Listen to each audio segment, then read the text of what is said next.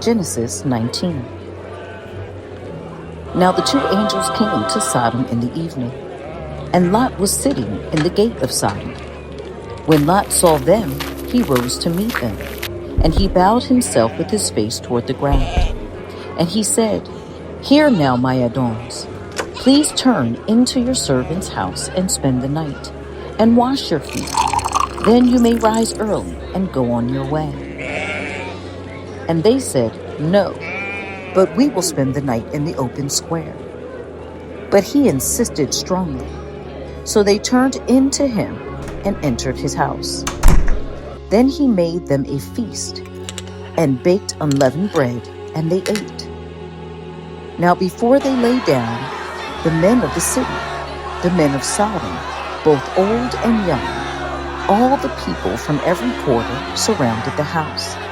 And they called to Lot and said to him, "Where are the men who came to you tonight? Bring them out to us, that we may know them carnally." So Lot went out to them through the doorway, shut the door behind him, and said, "Please, my brethren, do not do so wickedly. See now, I have 2 daughters who have not known a man. Please let me bring them out to you, and you may do to them as you wish. Only do nothing to these men, since this is the reason they have come under the shadow of my roof." And they said, "Stand back." Then they said, "This one came in to stay here, and he keeps acting as a judge. Now we will deal worse with you than with them."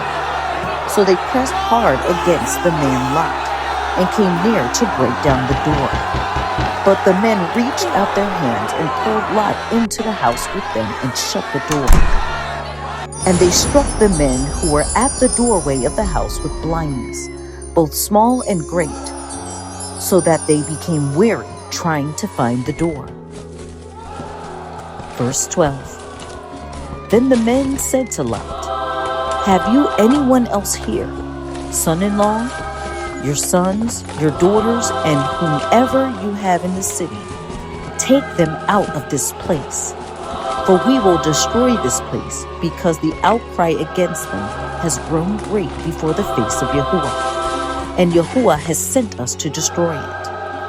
So Lot went out and spoke to his sons-in-law, who married his daughters, and said, "Get up, get out of this place, for Yahuwah will destroy this city." But to his sons-in-law he seemed to be joking. When the morning dawned, the angels urged Lot to hurry, saying, "Arise, take your wife and your 2 daughters who are here, lest you be consumed in the punishment of the city." And while he lingered, the men took hold of his hand, his wife's hand, and the hands of his 2 daughters, Yahuwah being merciful to him, and they brought him out and set him outside the city. So it came to pass, when they had brought them outside, that he said, "Escape for your life. Do not look behind you, nor stay anywhere in the plain. Escape to the mountains, lest you be destroyed." Then Lot said to them, "Please, no, my Adons. Indeed now, your servant has found favor in your sight, and you have increased your mercy, which you have shown me by saving my life. But I cannot escape to the mountains, lest some evil overtake me and I die. See now, this city is near enough to flee to, and it is a little one. Please, let me escape there. Is it not a little one? And my soul shall live." And he said to him, "See, I have favored you concerning this thing also, in that I will not overthrow this city for which you have spoken.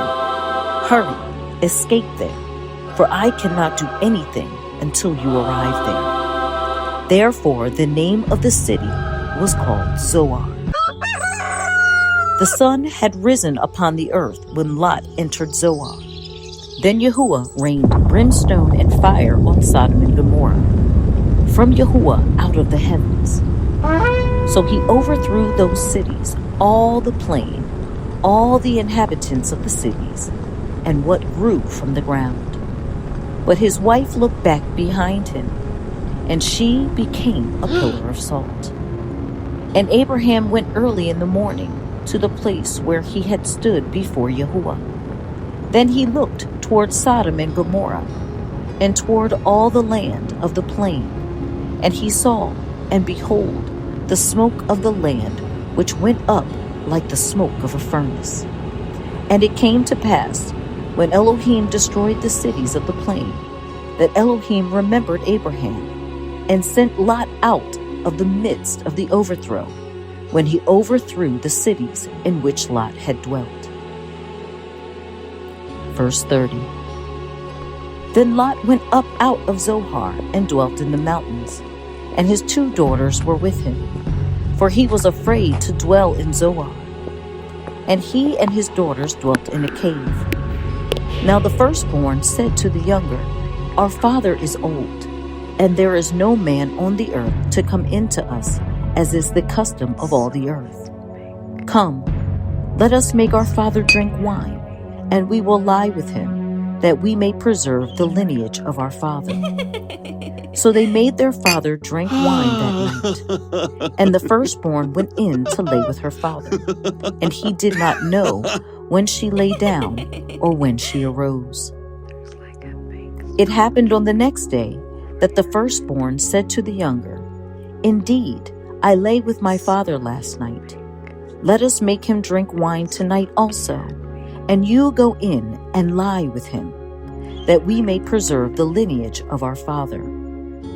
Then they made their father drink wine that night also. And then the younger arose and lay with him, and he did not know when she lay down or when she arose.